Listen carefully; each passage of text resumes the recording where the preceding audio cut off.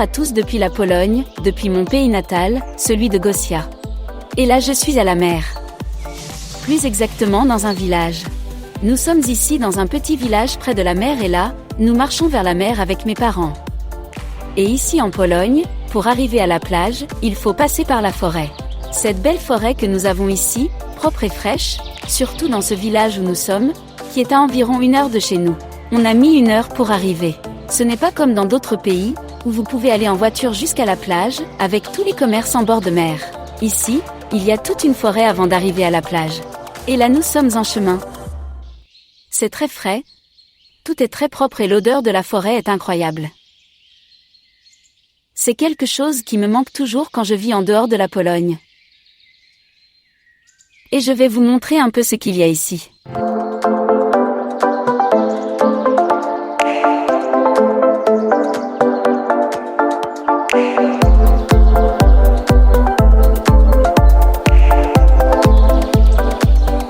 Aujourd'hui, je vais vous présenter ma maman et mon papa. Et je vais leur poser des questions.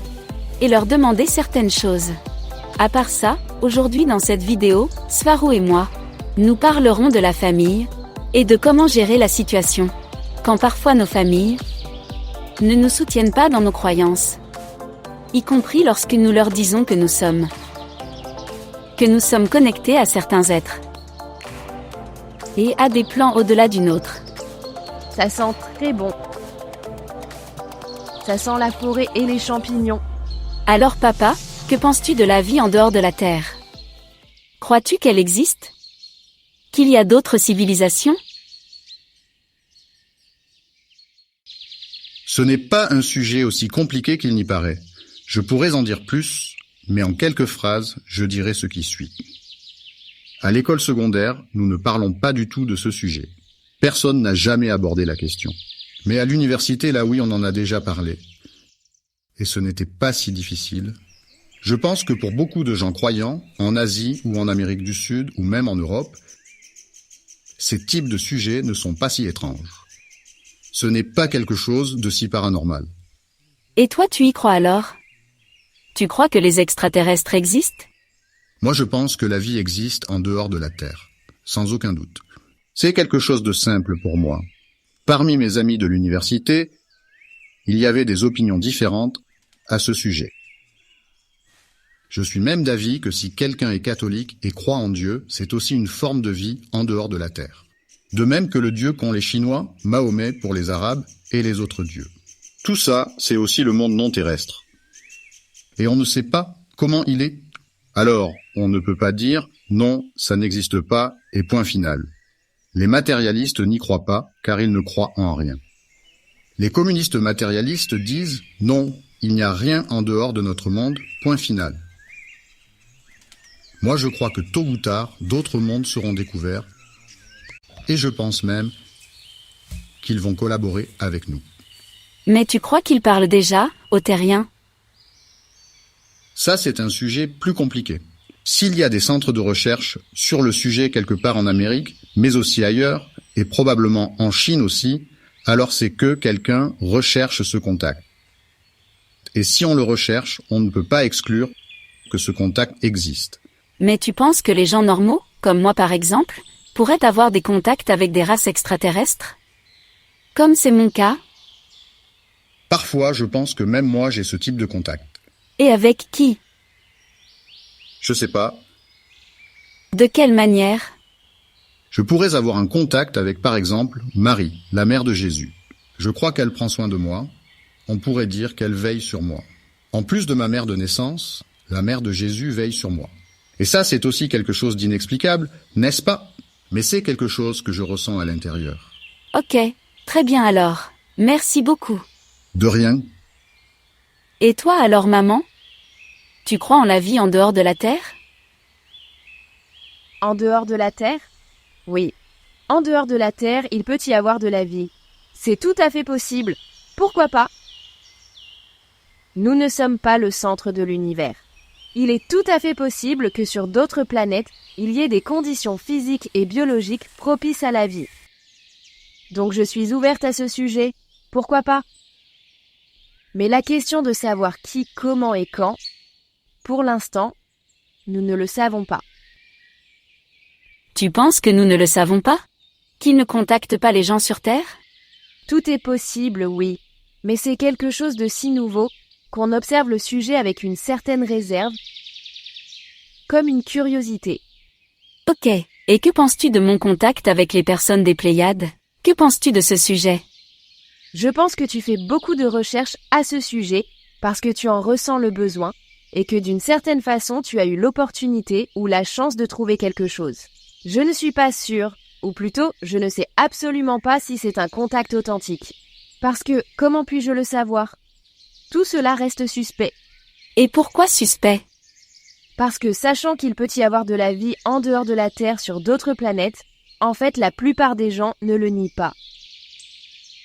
Mais moi je n'avais pas encore entendu parler de cas de personnes qui ont un contact direct ou indirect par Internet avec une personne de l'extérieur de la Terre. C'est la première fois de ma vie que je suis face à quelque chose comme ça. Et je pense que la plupart des gens seraient aussi stupéfaits que moi de savoir que quelqu'un a un contact avec un extraterrestre. Oui, il peut y avoir de la vie en dehors de la Terre. Mais de là à avoir un contact?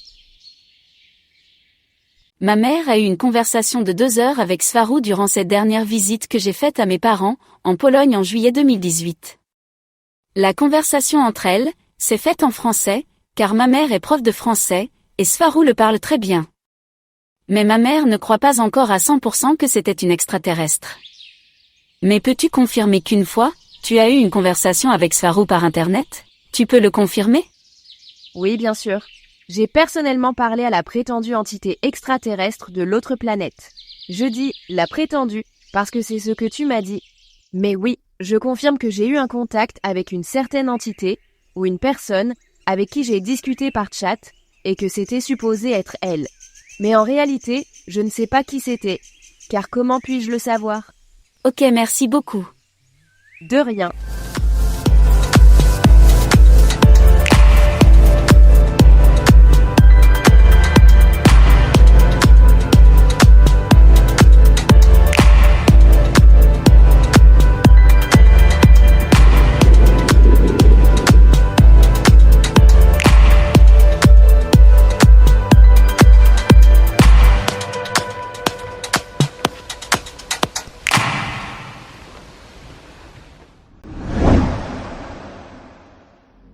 Bonjour cher Swarou.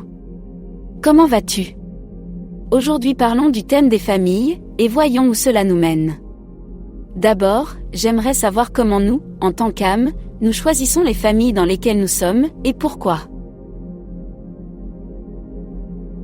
Bonjour Gossia. On dit que nous choisissons tous nos familles en fonction du contraste qu'elles apporteront à chacun dans notre expérience de vie. Que ce soit sur Terre ou ailleurs. Par exemple, toi tu es entré dans une famille très religieuse, donc cela t'a apporté le contraste de pouvoir être qui tu es aujourd'hui. Encore une fois, la raison principale est simplement une compatibilité de fréquence entre celle de ta famille et celle que tu avais juste avant de t'incarner. Et ta fréquence, à ce moment-là, venait de ton intention d'incarnation, et du lieu ou du niveau sur lequel se focalisait ta conscience, en fonction des intérêts qu'elle avait. Donc, comme c'est le cas pour beaucoup de choses, la raison est simple. C'est une question de compatibilité de fréquence. Mais la raison pour laquelle tu as eu cette compatibilité fréquentielle avec ta famille, c'est la partie compliquée. C'est le résultat du niveau où en est ta conscience, suite à toutes les expériences de vie que tu as eues auparavant. Cependant, dit comme ça, cela revient à voir les choses de manière linéaire. Alors qu'en réalité, toutes les expériences de toutes tes vies se produisent en même temps, simultanément. Mais le tout est aussi constitué des parties individuelles, autrement dit des expériences individuelles, que l'on appelle autre vie ou vie antérieure. Donc c'est une question de compatibilité fréquentielle. Mais il y a aussi un autre niveau, qui est l'accord que chaque personne a passé avec le groupe d'âmes dans lequel elle se trouve. Comme par exemple le fait d'aller ensemble dans la physicalité pour jouer certains rôles. Parce qu'avant de s'incarner, ces âmes se connaissaient depuis longtemps et se suivaient d'incarnation en incarnation. Cependant, parfois, voire très souvent, un fragment d'âme s'éloignera du groupe, parce qu'elle se souviendra qu'elle provenait d'un passé ou d'un fond différent, et que la compagnie de ce groupe d'âmes dans lequel elle se trouve ne sert plus son expansion. Et l'expansion de la conscience est la seule chose qu'une âme veut vraiment. Donc elle se retirera et passera à un autre groupe, qui aura avec elle une meilleure compatibilité de fréquence et de conscience. Mais, à un moment ou à un autre du voyage d'expansion de ton âme, tu as été en parfaite compatibilité avec ta famille, et c'est pourquoi tu es allé là-bas. Je comprends. Pour en revenir au début de ce que tu disais, et au contraste que nous recherchons, qui est l'une des raisons pour laquelle nous choisissons telle famille dans laquelle naître, s'il y a un contraste entre elles et nous, est-ce qu'il existe encore une compatibilité de fréquence? Peut-il y avoir une compatibilité dans un contraste? Oui, parce que cela correspond à ton intention. Ton intention d'expérimenter un certain contraste te rend compatible en fréquence avec cette famille.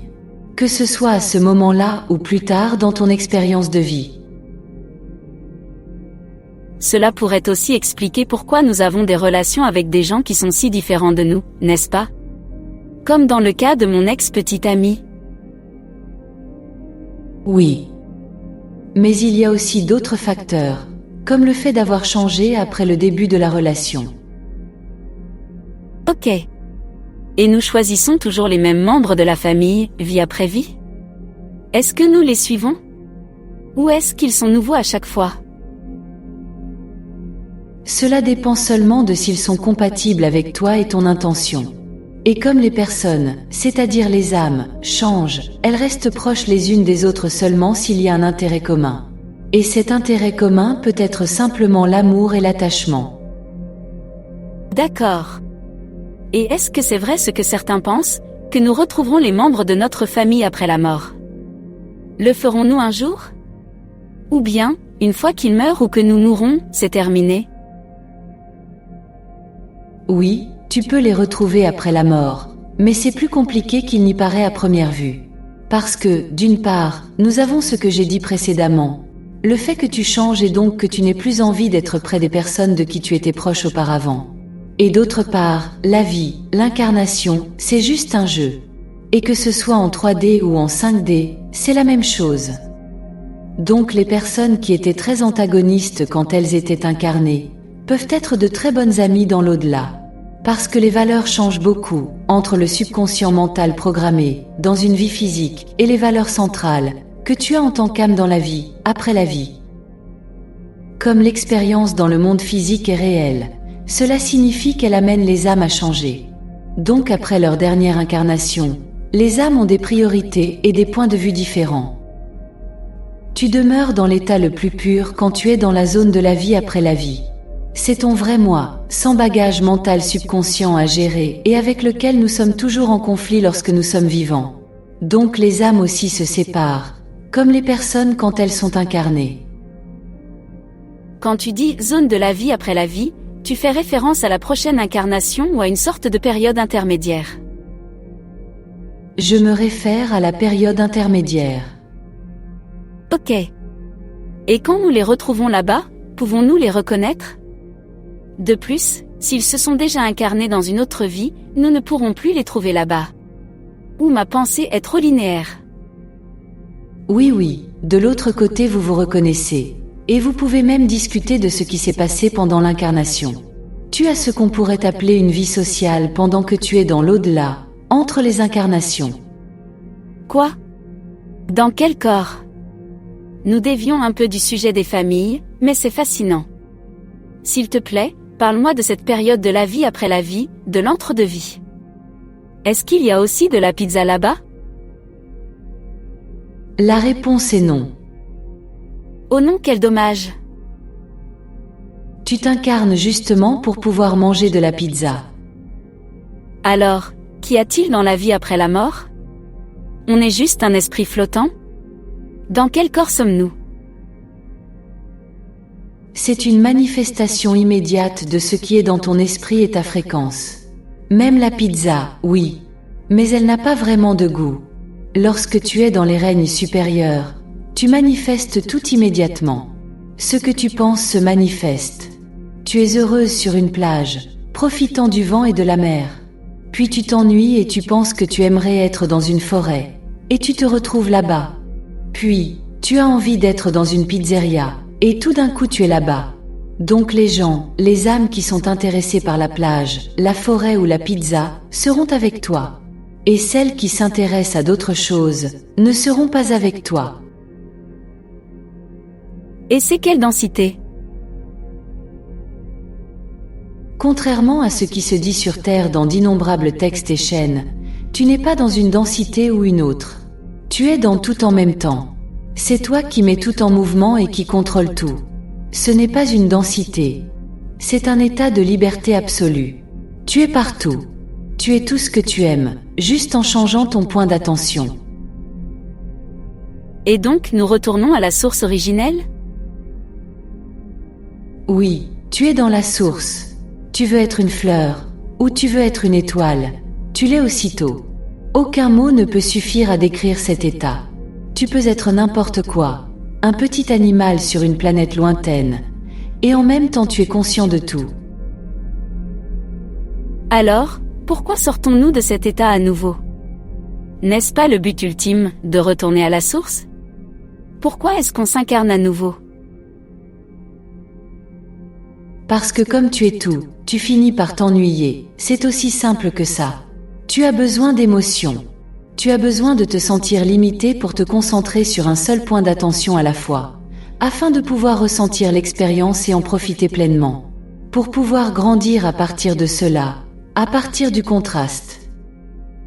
Alors, pour une courte période de temps, courte depuis la perspective de la source que tu es, tu deviens par exemple, ce petit animal sur une planète lointaine, et ton attention est enfermée dans cette créature jusqu'à ce que son temps soit écoulé. En tant que source originelle, tu es tout, y compris le fait d'être prise au piège dans la conscience de ce petit animal qui traverse la forêt. Tu es la source, donc tu es les deux à la fois, libre d'être tout et enfermé dans la créature. Quand tu es dans l'entre-deux-vie et dans la conscience de la source, tu fais sauter ton point d'attention où tu le souhaites. Tu peux être ce petit animal et n'importe quel autre être. Parce que tu es toutes les créatures dotées de conscience à la fois. Elles sont toutes toi. Tu peux aussi être une personne sur Terre pendant un moment, puis diriger ton attention vers une autre personne. Ils sont tous toi. Waouh, c'est assez compliqué, et c'est compliqué parce que je ne comprends pas ce que ça signifie que tu puisses être un petit animal ou une personne, juste un instant. Il me semblait que tu avais dit il y a quelque temps, qu'une fois que nous sommes passés par l'expérience animale, nous n'y retournons pas, car cela ne nous fournit aucune nouvelle expansion? Ou est-ce que je pense à nouveau de façon linéaire? Et lorsque tu dis, pendant un moment, tu veux dire une incarnation entière? Tu peux être n'importe qui, pendant un moment ou pendant toute une vie. C'est ça, s'incarner. Et oui, c'est exact, après avoir terminé notre cycle d'incarnation en animaux, nous n'y retournons pas. Pourquoi le voudrions-nous? Ceci dit, pourquoi ne pas être un écureuil pendant 1 heure, puisque tu le peux? Mais pour toute une vie, non merci. Mais comment ça pendant 1 heure? Tu entres dans l'âme de l'écureuil? Tu fusionnes avec elle ou quoi? Depuis le point de vue de la source, c'est juste un changement de point d'attention. Depuis le point de vue de l'animal, c'est une vie entière. Ok. Revenons au thème des familles dans l'entre-deux-vie. Ce que je ne comprends toujours pas, c'est comment nous retrouvons nos proches une fois qu'ils sont morts et qu'ils sont partis pour s'incarner ailleurs. Il n'y a pas de temps, donc tu peux leur parler dans l'entre-deux-vie, y compris s'ils sont toujours incarnés. Et ça c'est parce qu'ils vont là-bas pendant qu'ils dorment. Quand tu vois un parent mort dans ton rêve, c'est parce que tu es vraiment avec lui. Donc imaginons que je sois morte pour quelqu'un. Je suis morte pour mes proches et eux sont toujours en vie. Au moment où ils dorment, ils peuvent donc venir me parler? Même si je suis déjà dans une autre incarnation? Tout ce qui te précède, c'est juste un changement de conscience et de point d'attention. Tu es en permanence à la fois morte et vivante. Autrement dit, tu es toujours un esprit, une âme, la source. Et tout ce qui est physique, comme une incarnation, n'est qu'une manifestation dans la matière provenant d'une idée que tu as eue en tant que source originelle. Je n'avais jamais compris comment quelqu'un peut essayer de contacter son parent décédé, si ce parent mort est déjà incarné ailleurs. Maintenant c'est plus clair. C'est parce que là-bas le temps n'existe pas. Le temps en tant que tel est seulement relatif et ne se perçoit de manière linéaire que depuis le point de vue d'une incarnation. Tu es la source en permanence.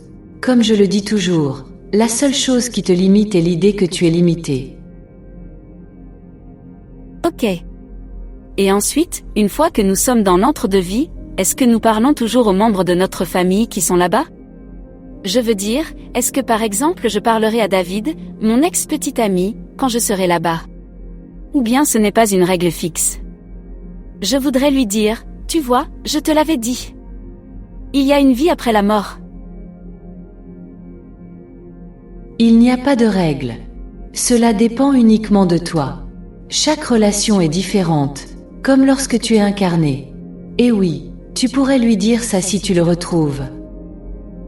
Mais il ne sait même pas qu'il y a une vie après la mort? Non, il n'y croit pas. Il croit qu'il n'y a rien. Mais il y a des preuves partout. C'est tellement basique. Il ne sait pas qu'il y a des preuves. Ça ne l'intéresse pas. Quoi qu'il en soit, nous pouvons donc retrouver nos parents là-bas, et parler avec eux, c'est ça? Oui, tes êtres chers. Mais pas forcément. Ça dépend de chaque situation. Pour que ça se fasse, les deux doivent avoir envie de se retrouver, comme partout ailleurs. À un niveau énergétique, si vous vous cherchez l'un l'autre, alors vous manifestez votre présence l'un à l'autre. Vous la manifestez de façon immédiate. Il n'y a pas besoin de voyager pour aller les voir. À moins que tu aies envie de manifester ce voyage. Donc, ce n'est pas comme si on devait les retrouver dans un océan d'âmes, là-bas. Non, tu es simplement là-bas, dans l'instant où tu souhaites vivre. Et depuis cet instant tu ressens le temps comme une succession linéaire d'événements. Mais seulement dans cet instant. Et tout ce que vous avez besoin de faire, tes êtres chers et toi, c'est de vouloir vous retrouver, et vous serez aussitôt là-bas. C'est comme ça que ça marche. Mais si toi, tu as envie de chercher dans un océan d'âmes, alors c'est ce que tu vas expérimenter. C'est pourquoi il est si important de contrôler ce que tu veux réellement et d'avoir toujours les choses au clair dans ta tête. C'est aussi pour ça que beaucoup de gens sur Terre ne sont pas prêts à retourner à la source, ou bien ils manifesteront instantanément des situations horribles pour eux-mêmes, comme ils le font déjà en permanence, comme en témoigne toute cette souffrance qui est manifestée par les personnes réelles sur Terre. Et comment communiquons-nous avec les membres de notre famille là-bas? Si nous n'avons pas de corps, ou alors nous manifestons le corps que nous voulons. Ou nous nous parlons simplement par télépathie. Si c'est ce que tu souhaites, tu as l'illusion que tu as un corps, et tu le ressens exactement comme quand tu as un corps physique. Parce que, encore une fois, c'est exactement la situation dans laquelle toi et moi, et tous les autres, sommes maintenant. Y compris ceux qui n'y croient pas. Car dans le monde physique, chacun de nous manifeste aussi son corps, et absolument tout ce qui l'entoure. La seule différence dans l'entre-deux-vie, c'est que tu es conscient de cela. D'autant plus que là-bas, la manifestation est immédiate, donc tu la contrôles. Et quand tu es là-bas, tu communiques par télépathie, mais tu peux aussi parler oralement si tu veux. C'est très intéressant tout ça, merci de l'expliquer. Maintenant, une fois que tu es dans l'entre-deux-vie, si tu décides de t'incarner à nouveau, tu choisis ta nouvelle famille, n'est-ce pas? Oui. Et tu sais ce qui va se passer dans ta vie. Mais ensuite tu décides d'oublier le scénario, ou sinon il n'y aurait pas de sens à le vivre. Ok. Et d'après ce que tu m'as raconté sur les cycles de réincarnation, je comprends que mon père, par exemple, aurait pu être ma sœur avant, dans un autre temps. Oui, ça c'est une constante. Ton père est ta sœur, puis ta mère, puis toi, etc.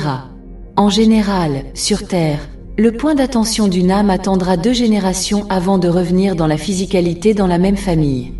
Il est donc assez sûr de dire que quelqu'un est son propre arrière-grand-père. C'est un schéma que les âmes de la Terre ont tendance à suivre. Mais il est flexible, ce n'est pas une loi. Comme une sorte de boucle? Oui, les boucles sont une autre façon de décrire cette dynamique.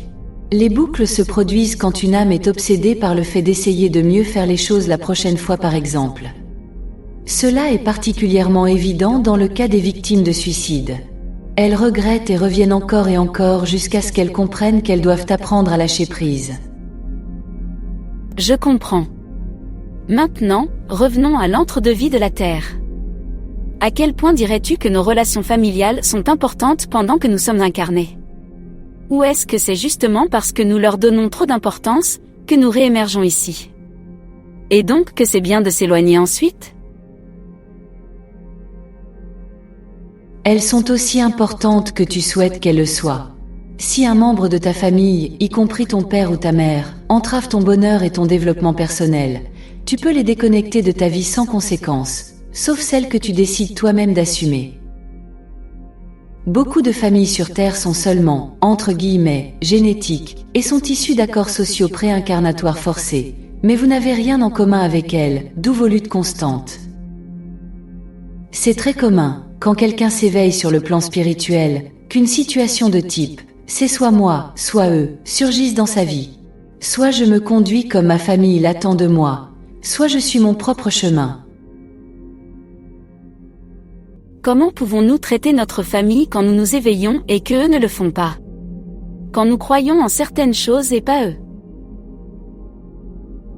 Tout d'abord, tu dois comprendre où en est chaque membre de ta famille en ce qui concerne son éveil spirituel. Tu peux proposer des sujets de conversation, mais c'est tout ce que tu peux faire. Tu ne dois développer ces sujets que lorsque l'autre personne en demande plus. Je connais des gens qui, lorsqu'ils se réveillent, passent par certaines phases. L'une d'entre elles est de vouloir raconter à tout le monde ce qu'ils sont en train d'expérimenter. Ils peuvent aussi vouloir éveiller tout le monde à ce qu'ils ont découvert. Toutes les choses qui ne vont pas bien dans le monde, des choses que personne ne voit tant qu'on est endormi. Mais à moins que ces personnes ne soient disposées et prêtes à s'éveiller, il n'y a rien que tu puisses faire.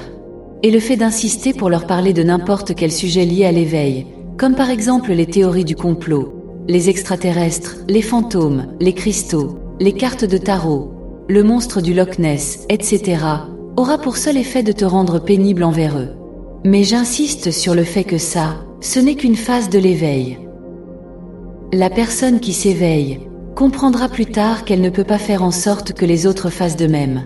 Elle peut leur proposer un autre point de vue, ça oui, mais pas plus. Et au final, ce qu'elle doit faire, c'est garder ces choses pour elle-même et ne pas les partager avec les membres de sa famille, si elle sait qu'ils ne sont pas réceptifs. Aussi bien la famille que les amis. Et d'ailleurs, les amis qui ne sont plus sur la même fréquence et qui n'ont plus les mêmes intérêts que la personne qui s'éveille, vont simplement s'en aller. Les amants et les époux aussi.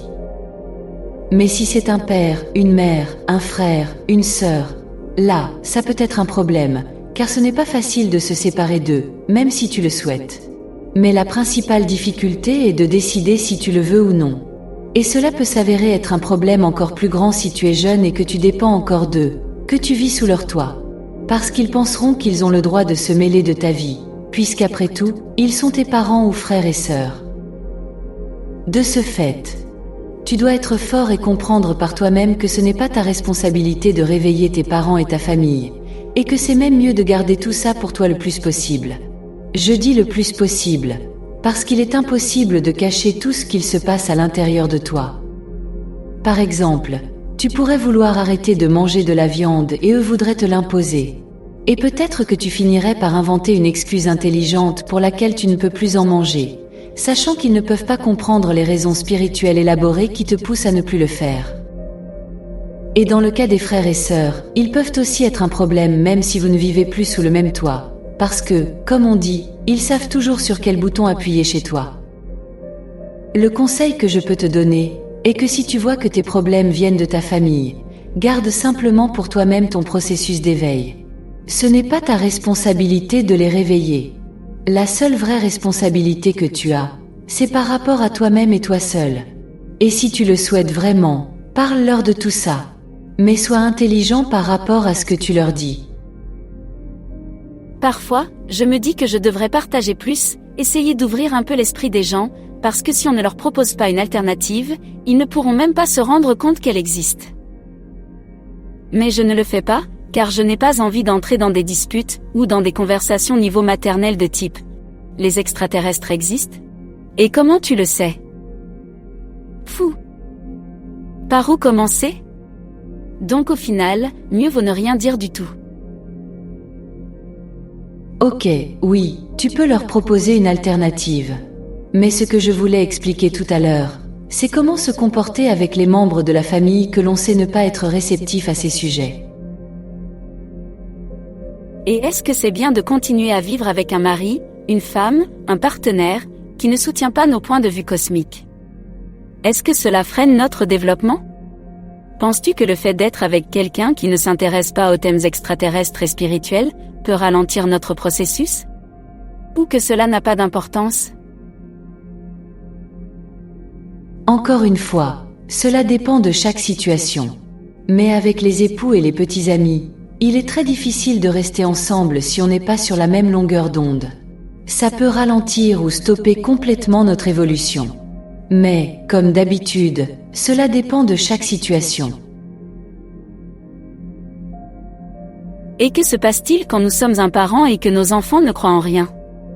Il faut les laisser évoluer par eux-mêmes ? Juste leur proposer autre chose ? Alors traite-les de désobéissants, et envoie-les au lit, sans dîner. Je blague. Oui, tu leur proposes seulement une alternative. Ils sont juste d'autres personnes. Et si on généralise, plus ils sont jeunes, plus ils sont réceptifs à ces choses-là. Mais en tant que parents de disons, d'adolescents ou de jeunes adultes, qui vivent encore avec vous, rappelez-vous qu'ils sont à un stade de la vie où ce qu'ils désirent le plus, c'est s'adapter à la société. Donc, les extraterrestres et les choses spirituelles ne feront que les faire se sentir en dehors de la société et mal à l'aise. Alors que tout ce qu'ils veulent, c'est être acceptés par leur père. Par exemple, un jeune garçon qui ne parle que d'extraterrestres et de théories du complot, trouvera très difficilement une petite amie. Même si, encore une fois, cela dépend de chaque situation. C'est un sujet très difficile car cela dépend de chaque situation particulière. Il s'agit d'un équilibre délicat à trouver, entre leur proposer d'autres perspectives, et respecter leur point de vue dans la vie. Je comprends. Et si je change un peu de sujet ? C'est quoi les familles d'âmes ?